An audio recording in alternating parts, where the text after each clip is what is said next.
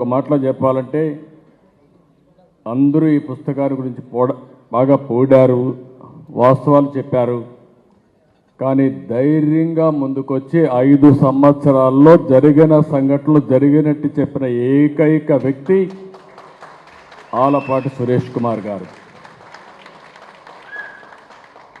పేరు కూడా మనం చూస్తే ఈ పుస్తకం పేరు విధ్వంసం. ఇది కేవలం పుస్తకం కాదు, ప్రభుత్వాన్ని సమాజాన్ని దగ్గరగా గమనించిన ఒక జర్నలిస్ట్ ధర్మాగ్రహం. నేను చాలా స్పష్టంగా చెప్తున్నా, ధర్మాగ్రహం. అనేక పుస్తకాలు రాస్తూ ఉంటారు, రాస్తున్నారు కూడా, రాశారు, రాయిపోతారు కూడా. మనం కూడా చాలా పుస్తకాలు చదువుతూనే ఉంటాం.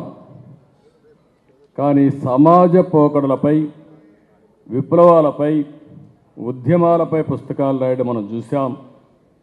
కానీ దేశ చరిత్రలో తొలిసారి పాలనపై విధ్వంసం అనే పుస్తకం రావడం 40 సంవత్సరాలుగా మొట్టమొదటిసారిగా నేను చూస్తున్నాను. ఒక ప్రభుత్వం, ఒక పాలకుడు రాష్ట్రాన్ని ఎలా విధ్వంసం చేయగలుగుతాడో చెప్తూ ఈ పుస్తకాన్ని రాశారు. ప్రభుత్వం టెర్రరిజంపై చైతన్యపరిచేందుకు సురేష్ గారు ఈ పుస్తకం తేవడం చాలా ఆనందం, అభినందనీయం. ఈరోజు మీరు చూస్తే 19 నుంచి జరిగిన విధ్వంసంపై, అప్రజాస్వామ్య పోకడలపై, దారుణాలపై అన్ని సంఘటనల్ని ప్రస్తావించూ ఎంతో చక్కగా ఈ పుస్తకాన్ని రాశారు. మరొక్కసారి చాలామంది చేయలేని పని ఒక రచయితగా ఆలపాటి సురేష్ కుమార్ గారు చేయడం చాలా గర్వించదగ్గ విషయం. మనందరం కూడా వారికి ఇవ్వగలిగింది అభినందనలు. గట్టిగా చప్పట్లు కూడా అందరూ అభినందించాల్సిందిగా కోరుతున్నాం. ఒక జర్నలిస్ట్గా సమాజాన్ని విభిన్న కోణాల్లో చూస్తారు. నేను రాజకీయ నాయకుడిగా రాజకీయంగా చూస్తాను, ఇంకొక నాయకుడు ఇంకొక విధంగా చూస్తాడు. జర్నలిస్ట్ అయితే విభిన్న కోణాల్లో చూసే వ్యక్తి సురేష్ గారు. రాష్ట్రంలో ఉన్న పరిస్థితి ఇక్కడ లేడు, ఆయన హైదరాబాద్లో ఉంటాడు. కానీ ఇక్కడ జరిగిన పరిస్థితిని చలించి తెగించి ఆయన పుస్తకాన్ని రాశాడు.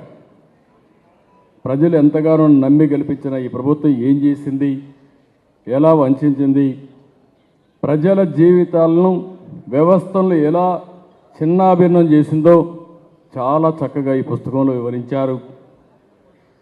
సమాజంపై బాధ్యతతో, రాష్ట్ర దుస్థితిని చూసి బాధతో రాశారు.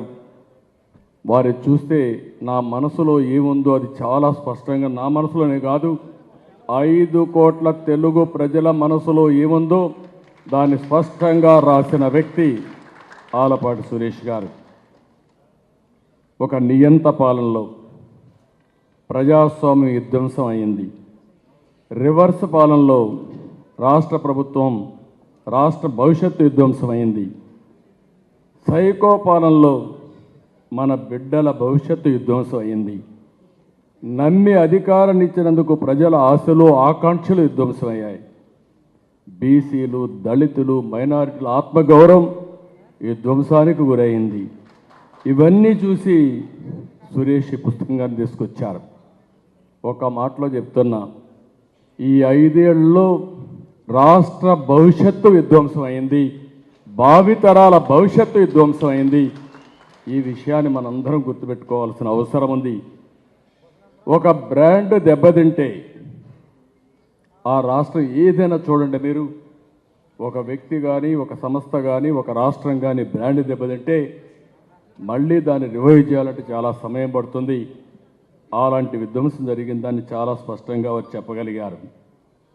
185 అంశాలు.